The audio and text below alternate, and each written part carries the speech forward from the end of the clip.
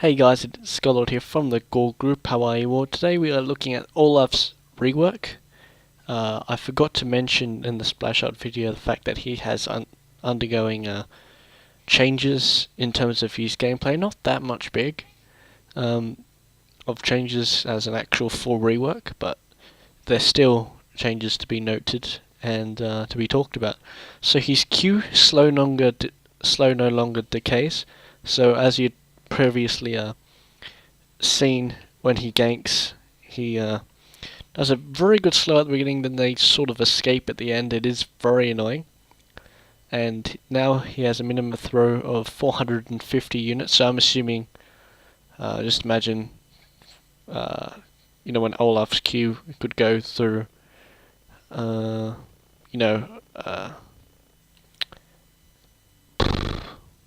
different ranges, I guess. I think it's now stuck onto a range instead of going up and down and changing. It's really hard to explain. But axes now stick to walls and structures rather than going through them. I'm not sure if that is good or bad. I guess he wouldn't be able to throw through walls as a very good gap closer anymore. But it is okay because slow sort of makes up for it if you do land your Q beforehand. Now let's look at the W. Mana cost reduced to 25 from 40, 45, so really buffed his mana use with his W, and that's also been a really bad factor of Olaf. He's a very good duelist, but sometimes he runs out of mana in mid-duel and he can't use his W, which is a huge factor for him to compete in a 1v1, because he really needs that in order to sustain the fight. And I think Riot wanted to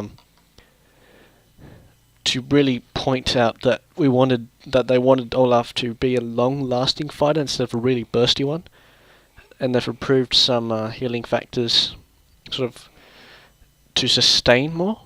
They don't want him to be like a full-out fighter. They want him to be sort of a sustainable champion. And I think they've achieved that, because now provides 1% enhanced healing from all sources, 2% health Olaf is missing during the duration. And it's an addition to the current mechanics of W, not replacing them. So that's really good. On the R, his ulti, mana cost removed, so it is now free to cast. I think that's a really good idea. He has always had mana problems. Cooldown changed a lot from the first cast, but reducing to 80 when it's fully upgraded. That's good. Active duration changed to 5 from 6. Yeah, that's fair, considering the new passives and stuff. I'll get into that. New passive added. Olaf gains 10, 25, 40 armor and magic resist passively, so that's his passive. That's no longer part of his actual active. Now the active, Olaf removes or disables from him and becomes immune to them for the next 5 seconds. We already know that. During this time he gains double attack speed from Berserker's Rage. That's a really interesting active change, because it has really sort of buffed him in a good way. I think they've done a really good job changing Olaf, and I think the ultimate is going to give him a bit better,